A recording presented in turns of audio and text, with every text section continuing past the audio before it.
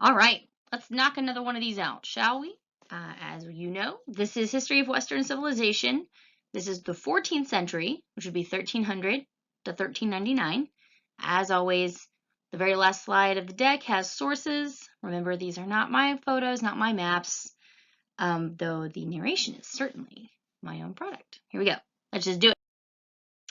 1303, we have a serious problem. The church power, okay, which again, as always, church power goes to the independence of the church from the local temporal leader. And this is, the church has had power of that sort since 380, okay, almost 1,000 years. But now we got problems. So, concerned about kings taxing church property, Pope Boniface VIII has issued a papal decree called Unam Sanctam, and it teaches that the church has authority over the king, okay? And why? Because the church needs to be independent. Because if the king can boss the church, what might happen to our freedom to worship? Okay. The central issue, though, doesn't really have anything to do with theology. It's taxation and money. Kings want to collect taxes. Popes also want to collect taxes. The individual churches, the bishops, the priests, the cathedrals, they don't want to pay taxes. Okay, so that's their problem. It's very important to remember, we think of this as it must have something to do with theology. Okay, and the church's independence because of doctrine, being able to freely teach doctrine is important. Okay, we're going to see that with Henry VIII. But right now, there is no one challenging the church's teachings. Okay, the number of sacraments, the authority of the Pope, as someone who can settle a spiritual dispute, none of that is in question. Everybody here who's fighting against the Pope right now does believe in and respect the unbroken line of succession from the Pope back to St. Peter. Okay, there is no question of doctrine. This is all about whether or not the king, the Pope, who has power, okay? And again, when we say power, in this instance, we really mean who has the power to collect money from the people to support themselves. So, King Philip IV of France is afraid he's going to be excommunicated. And so he sends a group of men to seize Pope Boniface from his palace at Agnani, which is a town in southern Italy. It's where he's from. So he's actually gone home to his family's town and is living there, and they go and kidnap him. He's rescued, but he doesn't live for very long afterward. Basically, the shock of this whole episode kills him. Okay, so King Philip IV of France, who is the grandson, I believe, of Philip Augustus, goes and kidnaps the Pope. The Pope survives the kidnapping, but then he dies. Meanwhile, there's nonsense going on in England. Around the same time, Edward I of England invades Scotland again. Okay, and it's like, all right, I've had it with you Scots. You are my subjects. Stop being uncooperative. This is the war that's famous because William Wallace is fighting for the Scots. Okay. There's actually a lot to Edward's reign. He spent a lot of his time reforming the royal administration, reforming or writing down what we call codifying the common law. Okay, so like one of the things that Edward did, he's in the picture on the right here. One of the things that he did was sort of set up a legal commission to go investigate what are the laws? How do people think this works? For example, the feudal system, how does criminal law work? How does property law work? Which things are crimes? How are they being punished? And sort of gather up and seeing what the tradition is. What are people doing? Where did they get their legal habits? And then he starts trying to make that all a consistent system. So, two pieces of art. On the left is a painting from 1870 by Maclise, and this is the trial of William Wallace. Okay, this is the end of William Wallace. Okay, he'll be convicted and executed at the end of this trial in just a couple years. On the right is a painting that's in Westminster Cathedral, which we suppose is Edward I. And it might be the end of William Wallace, but this is just the beginning for Edward Longshanks. Okay, 1305, so a couple years after the death of Boniface, Philip IV of France is still involved in what's going on with the popes. He actively meddled in the election of the next pope, so much so that the College of Cardinals resisted. Okay, that the word got out that the French king was harassing or trying to influence the election of the pope. And everyone's like, oh, that's very bad. Don't do that, French king. They choose an Italian cardinal, and he takes the name Benedict IX. And within a couple months, he's dead from poison, presumably. Okay, so what happens the next time? Again, later in 1305, the College of Cardinals meet again, and this time they've got their minds right, apparently, and they choose the Bishop of Bordeaux, a French bishop who was very close to the King of France, very obedient to the King of France. He takes the name Clement V. All right. This whole thing is super crazy in Rome. Lots of politics, lots of drama. There are riots, there are protests, there are secret passageways in the whole 9 yards. And actually, the cardinals left the city of Rome and went out to the town of Perugia, their final vote, because they were afraid of riots in the city itself. So obviously, that doesn't protect them from people finding out what's happening. Back in Rome, the people are very much opposed to a Frenchman as pope, and riots start. So, are we all clear on the reasons the church has wanted to be politically independent of the king? Any king, all kings, right? This is not a good situation.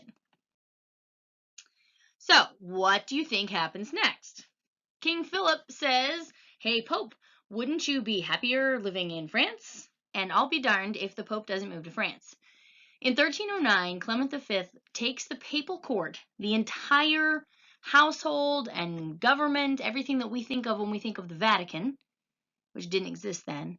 He moves the whole thing to Avignon, away from all the people in Rome who really, really hate him. Spoiler alert. The Pope will make the best of his time in France.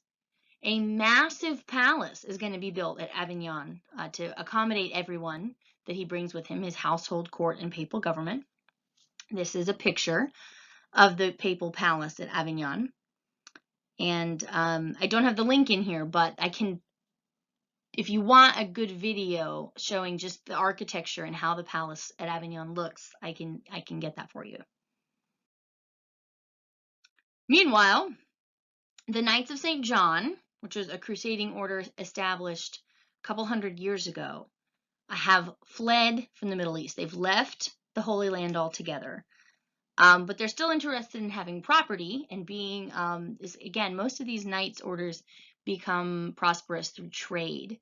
And they basically conquer, they take over the island of Rhodes, which in the map, this is a modern map, but modern Turkey, and Rhodes is just off the coast of modern Turkey. So Constantinople is north of this map. Sorry, it's north of this map, but that wasn't a good description. We'll let it go.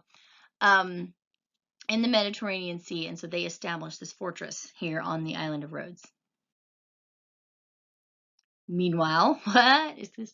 In 1315, an Italian surgeon named Mondino de Luzzi oversees dissection of a corpse, and he is going to write a manual on anatomy that is the first founded on a practical dissection. This guy wrote a book based on human anatomy after conducting or having students conduct an actual dissection of a human body. So probably not the first person to do a dissection, but he's the one with the book. So he's the one that gets remembered. So if you want to be remembered, write a book.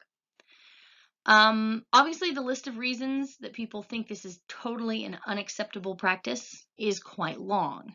Some of these reasons are still relevant. They're things that have to do with respect for the human body, dignity of the human person. You can't just do whatever you want with a body, even though the person has died. The thing that they walked around in The thing that held their immortal soul is deserving of respect. Okay? Some of the other reasons, everybody had this idea that bodies brought disease. Well, duh. Okay, it was not clean. It was probably evil because it always resulted in bad things happening to you if you messed around with bodies. So some of it's just a lack of understanding of hygiene and germs, and some of it is a spiritual objection that this is not a good thing to do to somebody's body. They're going to need it later, right? After the resurrection.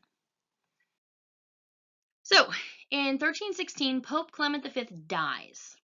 And after 2 years of fighting amongst all the cardinals, he is succeeded by a man who takes the name John XII. So Pope John XII is also French. He was born in France, and he remains in Avignon. He does not go back to Rome. He continues to live there at the palace in Avignon. And he will be Pope for 18 years. Okay, so from Avignon, obviously with the permission of the French king, he does institute a papal tax on all the Christians of Europe. And he's trying to build up money and regain prestige for the church. And this is a little bit difficult from under the watchful eye of the French king, but he does try.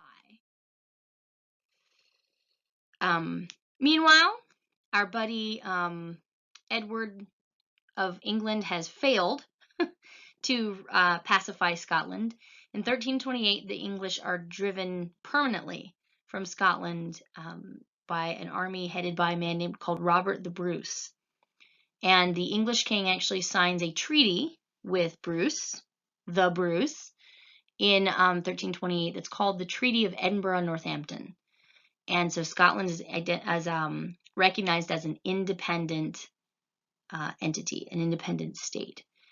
And then Robert the Bruce dies. It's too bad. This often happens. It's like he spends his whole life, he fights for the thing, they get the thing, and then he's dead.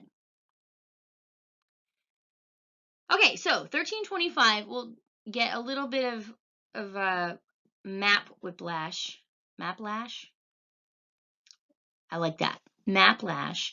We're going to go way back to central northern Europe, to those red-haired Vikings who established a kingdom. So in 1325, the kingdom of Rus, right, like red-haired, Russia, the Russians have an interesting thing going on. So there was a king in the city of Novgorod, which is up on the coast near the water, who gave his youngest son Daniel this little backwater nowhere town called Moscow, which was not near any important water. Okay, Daniel didn't do a lot with Moscow, but his son Ivan was a seriously ambitious dude. And Ivan gets into trade, he saves up money, he buys land, he negotiates gifts of land, he does some armed conquest of land, and by a variety of means, he dramatically expands the territory of Moscow. And he turns it into a very powerful little city, almost a city-state, in the central, the inland part of Russia, okay, what will become the larger kind of Russian homeland. And he becomes known as Ivan I, and he is the founder of a dynasty of Russian kings. So when we think of modern Russia, this is one of the guys that really gets it started. Again, Ivan I. He is Ivan the Saint, Ivan the Holy, Saint Ivan in the Orthodox Church. As I've mentioned, many of these guys are. These great founders of Russian culture are also often important characters in the Russian Church.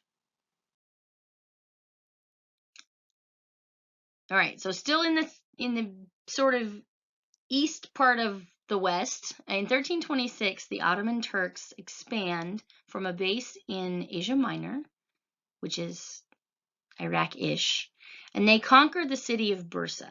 Okay, Bursa is only about 50 miles south of Constantinople. All right, is this interesting? No, we're not interested in Bursa. We've never heard of Bursa. Why do we care? Because the 9-year campaign by the Turks to besiege and conquer Bursa is their practice run for something that we do care about. This is really the first time the Ottomans do any real military campaigning that involves siege warfare. Okay, surrounding a city, attacking walls, all that kind of stuff. And honestly, they're not very good at it. Okay, going to Bursa, conquering Bursa, probably shouldn't have taken 9 years. So in the process of this badly done siege, they learn a lot. Okay, they get better and better at what they're doing, and that is going to mean serious trouble for the Byzantine Empire. Again, how many miles away from Constantinople? Not enough. Okay, we should be concerned. At the same time, Ottoman warriors cross into Thrace, right, which is the Greece side of the Aegean Sea, across from Turkey, and they start plundering. The Ottoman Sultan actually creates an alliance with one of the Christian crusaders, one of the Christians who is fighting for the throne of Constantinople. He marries the guy's daughter. Okay, there's multiple ways the Turks are closing in on Constantinople and on the Byzantine Empire itself. In 1328, the King of France dies. His name is Charles IV, and he is succeeded by a relative, a cousin, named Philip of Valois, and Philip will become Philip VI. So we care about Charles because he is the last of the Capetian kings, the last of the Capet dynasty. And Philip is the beginning of the Valois dynasty. So the Valois crest is at the top of this fresco. It's the blue with the gold lilies on it. And this is supposed to be Philip and his family. So one more time. I don't expect you to memorize and remember all of these kings and which Philip is which and why is his name Charles and why are there so many numbers. Just have an idea of what's going on. We had Clovis the Barbarian, and then his sons were the Merovingian kings. Then we had a long line of Capetian kings. Now we have the Valois kings, and we're going to keep them for a while. So Valois is Valois, Valois, because it's French, and it doesn't have to make sense. So in 1338, a diet, which is an assembly, in Frankfurt, which is in Germany, modern Germany, and it's in the Holy Roman Empire, decrees that the emperor can be chosen without the participation of the Pope. Okay, so if I gave you 3 guesses and I said, why do you think the Holy Roman Empire, which is almost entirely Germany at this point, why do you think the Holy Roman Empire doesn't care about the opinion of the Pope when choosing their emperor, right? Who is the Pope right now? Where does he live? Who is he being, as far as we can tell, who's he being controlled by, right? So this is a picture of a throne area that was supposedly used by the emperor during this assembly. It is a little random, but I thought it was pretty cool. This has been rebuilt. You can go visit this outside Frankfurt. So that's not important right now. If it were actually just as simple as the Holy Roman Empire doesn't want the Pope to give permission for their election because the Pope is basically being controlled by the King of France, blah, blah, blah. If it were actually that simple, that'd be nice. Unfortunately, the Avignon popes, sort of an anti-emperor, a rival claim to the empire, rogue archbishops, eventually an anti-pope, okay, a second guy claiming to be pope, all of those things are going to get involved after this Diet of Frankfurt puts out their statement. Not going to try and untangle it. It is very confusing. Just know that a political decision leads to another political decision, leads to another one. It's a mess.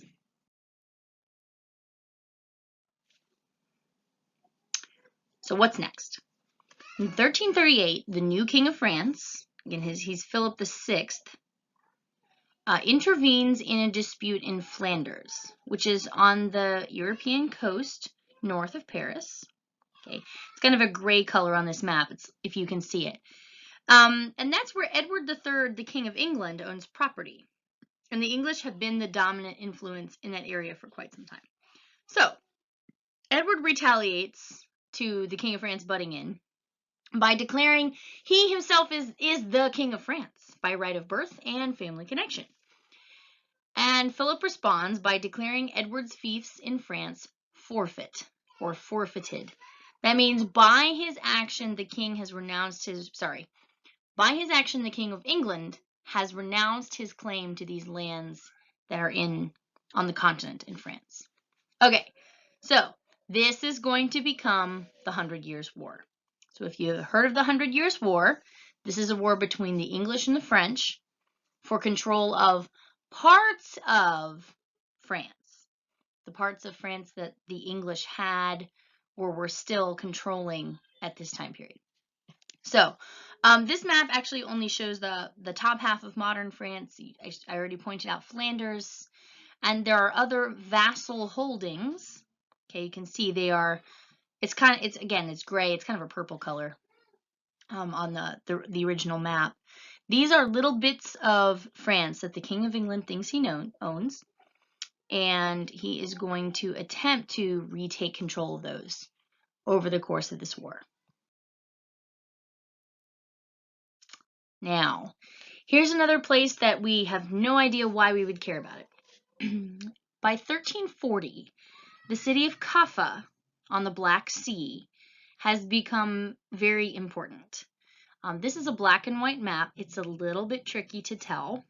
But all of these cities that are marked on the, let's see, except for Baghdad, all the cities marked are coast cities. So if you look way over on the left, as far left as you can go, that's the Straits of Gibraltar. Okay, so you can kind of see the Mediterranean Sea. This map is also slightly sideways. Anyway, the city of Kaffa on the Black Sea is important. The Mongol kings, and again, the Golden Horde you see on the right, that's the Mongol Empire. The Mongol kings have established Kaffa as a central port. This is how they are trading with Africa and with Europe.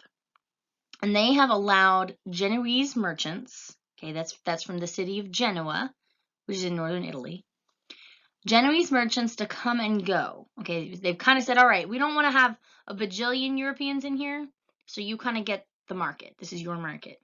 And the Genoese are coming and going, and they are bringing an immense amount of wealth to both Europe and to the Mongols, and of course to themselves, and a whole new source of buyable items, because the Mongols are bringing things from the Far East, all the way from China and Japan. So, around this time, though, the people who originally lived in Kaffa, because it was not a Mongol city, they took over, the people who live in Kaffa attempt to revolt against the Mongols. They basically kick the Mongols out, and so the Mongol army besieges the city of Kaffa. All right. Unfortunately for the Mongols, Kaffa is right on the coast. They have access to water, so it's sort of like a seaside fortress. And the Genoese are still able to reinforce it to come and go. The Mongols don't have ships. They're not able to attack the Italian ships. So Kaffa is able to prolong this siege for a very long time because they're able to get more supplies and things like that. So the Mongols are very unhappy, as this is supposed to be simple, and it's just taking forever and ever and ever. So sometime around 1346, so this is multiple years, sometime around 1346, Mongols coming in from the eastern part of the empire, so coming from the China, Mongolia area, carry with them a disease which was known in China, but for some reason, some new mutation of it had become extremely deadly. Okay, it was a kind of pox where some kind of sores appear on the body and there's a fever. So, outside Kaffa, Mongol soldiers start basically dropping dead of whatever this fever, this plague is. Okay, so new soldiers coming in, give it to everyone who's already there, and the soldiers start dying. As far as the Mongols are concerned, this is just the last straw. And so what do they start doing? They start catapulting the rotten bodies over the city wall into Kaffa. So, as you can imagine, the plague immediately begins to spread within the city. Everybody's cooped up. It's not sanitary to begin with. Nowhere to go. This is bad. Okay, so the siege ends because the Mongols are all dead. Okay, the surviving Kafanese, I don't know what they call themselves, the Kafanese, I don't know, then are able to leave city and resume trade once more. And what do? They carry the plague to all the rest of Europe. So every date on this map is when the Black Death, or the bubonic plague, first arrived in each of these cities. Okay, so there you go. So Kava is the source of the Black Plague in Europe. Meanwhile, Edward III of England invades France, beginning the 100 Years' War. Okay, he brings an army of 10,000 men with a new weapon, not been used before in continental combat, called the longbow. And he crushes the French cavalry at a battle called Crecy. So you can see on the map, they leave Portsmouth, they come to Barfleur, they cross across the top of France, they come through Normandy, and then when they start north, a little more than halfway up, there's Crecy. Okay, so they're able to easily defeat the French cavalry because they can attack them from a very long distance away. Okay, you see, we know the French are going to lose this battle. In the painting here, the French flag is lying on the ground. So there's your symbolism. There's your art symbolism for the day. Luckily, though, it's not all doom and gloom. Okay, at the same time, an outdoor game called tennis is invented in England. So, in 1360, the first phase of the 100 Years' War ends in a treaty called the Peace of Brehigny. Out of work mercenary soldiers who had been being paid by the English are now living off of just plunder from the French towns, and so there's a pause in the war. One of the events that leads to this treaty is the French king, whose name was John, very unhelpful, John the Good, or John II of France. He had been captured by the English, actually, and had been in prison, so the terms of the treaty kind of reflect this fact that, for the moment at least, the English have the upper hand. They are able to negotiate some territory being given back to them, and in general, they win round one. Okay, it's only gonna earn us about 9 years of peace before it all starts again. But for now, the imprisonment of King John of France, and this artwork is of his death, just right after the treaty is signed. The imprisonment of the King of France gives the English the advantage, and they're able to get a treaty signed that benefits them. So that's the end of the first part of the 100 Years' War. In 1369, so like I said, it wasn't going to last forever. In 1369, nobles in Gascony, which is south of Bordeaux, complain to the French king, hey, his name is Charles now, hey, king, we've got a tax problem that Edward III of England, who controls this light orange, brown area, is taxing them, and they don't like it. Okay, so Charles says, nope, you can't do that. I'm going to take your stuff. And Edward III says, what do you think he says?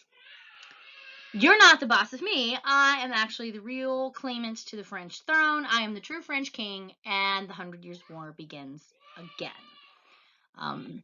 This is not a great map. Maps are rarely exactly what I want, right? So for this map, we're on the coast. This is southern France. Vitoria, for example, and Pamplona are in Spain. So this is the southern part of Spain on the Atlantic coast. And this just gives you a sense of how much territory the English are about to lose. So they had all that brown color, and by the end of the war, they're going to be just this little bitty red, the dark red that's closest to the coast. That's all they're going to keep. Okay, now what's going on with these popes? In 1377, Pope Gregory XI takes the papacy from Avignon back to Rome, where he dies. Okay, one of the major influences on Gregory XI is this woman you see on the right. Who knows who she is? We recognize her. Everybody knows, of course. This is St. Catherine of Siena, who basically harassed the Pope to do his job until he did it. Anyway, so Gregory XI goes back from Avignon to Rome, dies there. The next year, 1378, Roman mobs demand that the College of Cardinals choose a Roman pope. They must choose an Italian, a man from Rome. And so under that pressure, the cardinals elect Urban VI. That election is rejected, and a second election selects a man who takes the name Clement VII, who immediately goes back to Avignon. Now, here's the problem. When Urban was rejected, he didn't leave. Urban VI remains in Rome and claims to be the Pope. Clement VII goes to Avignon, he returns to France, and also claims to be the Pope. And the first thing each does is excommunicate the other. Is this a doctrinal thing? Do they have differences of opinion on the sacraments or the Mass? No. France, Scotland, and Spain support Clement. England, the Holy Roman Empire, and most of Italy supports Urban VI. Okay, so you have now a pope and an anti-pope. Two men are simultaneously claiming to be the pope. And the only solution anybody can come up with for the immediate moment is, okay, so you should both quit and we'll start over. Obviously, neither is willing to do so. So now we have an additional problem. So we have we went to Avignon, we had a pope problem, he comes back to Rome, and immediately a new problem arises. Not good. All right, so here's a map to show what's happening. Okay, very unhelpfully, this two popes, the pope anti-pope thing, is sometimes called the Great Schism, which is the same thing we usually call the split between the Roman and Orthodox churches. So if you see Great Schism and it's talking about the Middle Ages, the High Middle Ages here, this is what they mean. Okay, more better, most bestest would be calling this the Western Schism, is a much better name for it. But if you see Great Schism, they may be talking about this. So don't let that confuse you if someone is choosing to use that term, even though it's not really the most clear. Okay, so the Western Schism. We have a pope in Rome, we have a pope in Avignon, and the various political leaders of the time just choose the one that they think will be most helpful to their temporal success. Okay, are you tired of me bringing up the fact that basically none of this has anything to do with theology? Okay, same sacraments, same saints, same calendar, same feasts, giant political dumpster fire. So, it's a self-explanatory map, right? Red is the French Pope, blue is the Italian Pope, the empire. It depends on who the emperor is. Okay, but they tend to side with Italy, but not every time. All right. So that brings us to the end of the century. Okay, this is the end of the 14th century, end of the 1300s. You can see from the map, it's gonna take a few more years to get this sorted out, but that's where we're at. Make sure you check out the sources on the next slide. We'll see you next time.